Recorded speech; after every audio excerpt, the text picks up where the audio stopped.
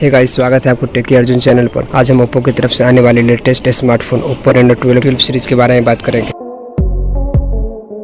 इसमें होगा 1.5 के रेजोल्यूशन वाली full HD plus AMOLED panel और इसके साथ 120 हर्ट्ज का रिफ्रेश रेट मिल जाता है। इसके प्रोसेसर की बात करें तो इसमें मीडियाटेक डायमेंसिटी 8200 5G चिपसेट होंगे, जो एक फ्लैगशिप चिपसेट है।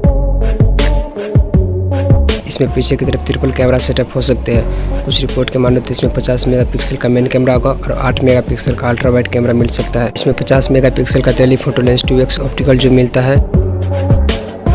अब बात करें फ्रंट कैमरा की तो इसमें 32 मेगापिक्सल का फ्रंट कैमरा मिलेगा, जिससे आप काफ़ी अच्छी सेल्फी और वीडियो कॉलिंग कर सकते हैं। डिवाइस में 80 वाट की फास्ट चार्जिंग और 5000 mAh की बैटरी मिल सकता है। अब बात करें इसकी वेरिएंट की तो यह smartphone 16 GB RAM plus 512 GB storage के साथ भारतीय मार्केट में उपलब्ध की जाएगी।